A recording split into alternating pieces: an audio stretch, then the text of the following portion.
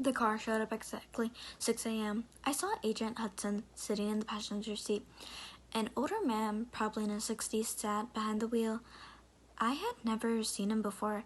I got in the back seat and smelled the cologne, and the freshener filled the car.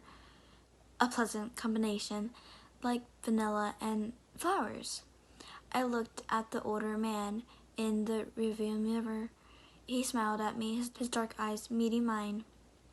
He stared at me for a long moment. Agent Turker recruited you, huh? He said, more in a statement than a question. I nodded. He's a good man, Stretcher. He recruited me, too, all those years ago. My name is Al, by the way. I'm semi-retired, but I still drive for the company, he said, using the informational name from the CIA. A lot of people who worked for it simply called it, quote-unquote, the company, end of quotes, or, quote-unquote, the agency, end of quotes, assuming everyone would know exactly what agency they meant. Nice to meet you, Al, I said, feeling tired. I had taken a caffeine pill and some general supplies just before I left, but that combination hadn't kicked in. I looked at Mark, who stared out the passenger side window, not speaking. Is it your first time in a DPRK? Al asked. I nodded. Boy, some crazy shit goes down in that country. My dad was in the Korean War. Have you ever heard of a Jawiskin? I had heard of the term, but I didn't really know anything about it. Now, I grew up in the USA. I speak Korean. My family taught it to me, but I don't really know the urban legends, I said. His eyes narrowed as he drove down the highway towards the military airport.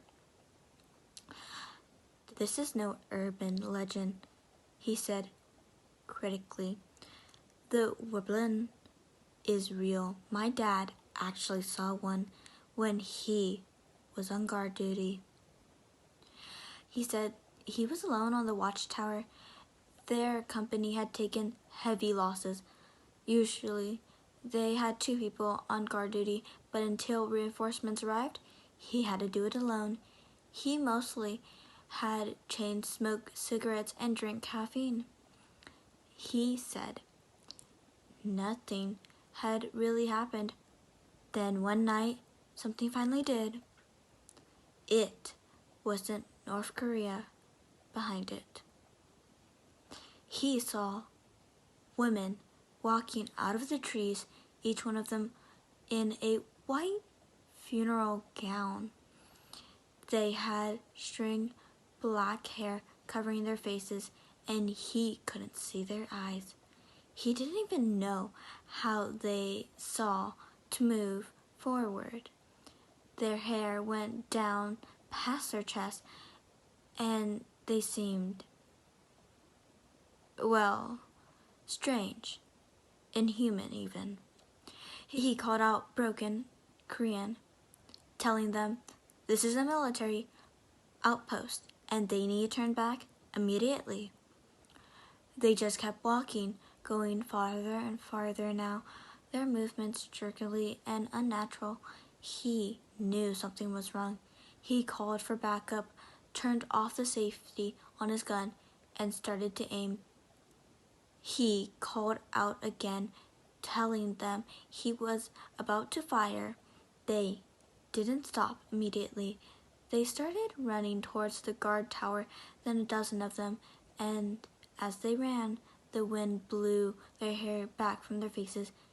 He saw they had skulls underneath, grinning, bloody skulls with pieces of rotten flesh hanging off. They were barefoot, and he saw the bones in their feet from where the skin and muscle had worn away. It was eerie how they jerked and limped at such unhuman speeds. He said, open fire, but they had reached the lantern of the guard tower. He shot a few but they kept coming, twisting their body, unnaturally dark blood stained on their white gowns and a black color. He could see straight through some of them, where the bullets had torn through their arms or legs, but they seemed to feel no pain. He started to pray. He saw broad, pale hands reaching up from the ladder of the guard tower. Without thinking, he jumped a fairly long fall, he said, but he rolled and only ended up breaking 3 fingers and his arm and spraining his ankle. In immense pain, he tried to run as fast as he could, but the reinforcements arrived. By the time they got to the tower, they could only find trails of dark, cloven blood and some stringy black hair still on the deck where my father had been. He stopped talking, taking the exit to the airport. The silence in the car seemed devastating. He pulled into the gate, showing his identification. The security guard let the gate rise and wrote something from the post. Soon we were pulling up to the jet, and Al was waving goodbye to Agent Hudson and me. "Good luck, new blood," he said to me, "and remember, my story wasn't campfire bullshit. There actually are things in those woods in that country that aren't normal, and with all their biological and chemical weapons research, it may be much, much worse now." With that, he put his window down, turning the car around and driving away. A blur of black trim and sequel tires shining under the hot sun. On the flight over to China, Agent Hudson and I discussed the plan. We would sneak in through the relatively porous Chinese-North Korea border. That at the same exact time, when the guards were being changed, we had about 5 minutes window where the departing guard would brief and arriving guard in the station watchtower before coming back out. Moreover, we would be armed with various weapons in addition to the Glock 30 I always carried on my shoulder holster. Under my suit on the plane, we had 2 Hester and Glock H2 416 rifles equipped with both fully automatic and semi-automatic switches. We had pre-filled magazines and DUMS, special bullets that had expand on impact and create catastrophic tissue injuries in any enemy we encountered.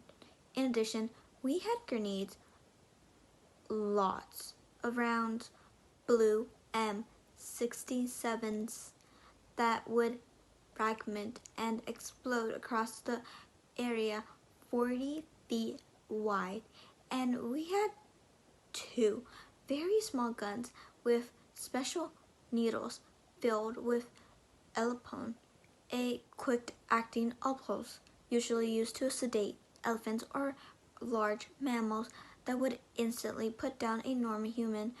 We also had optical against, so the person wouldn't stop breaking after receiving Adderall. If we found any North Korean scientists or high-ranking officials, we thought we could take them out alive. We were supposed to find using the tranquilizer gun, though it was a secondary priority. If we could get them closer to the border, then a few military agents would be in place to grab the hostages from us. The North Korea border guard could be killed if the hostage was deemed valuable enough.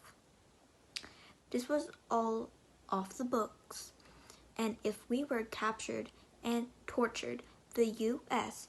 would immediately deny any involvement or knowledge and say they were lone wolves or mercenaries. Before we knew it, we were landing in China in an airfield, surrounded by lush trees. A Chinese driver who didn't speak a lick of English was there waiting for us. He took off quickly. I looked back at the sleek metal jet, wondering if I would see it again. He dropped us off seemingly in the middle of nowhere. We were in a deserted dirt road with deep depths and large stones scattered all off. Next to us, a thick, dark green forest loomed rising up into the mountain that stood like watching giants overhead.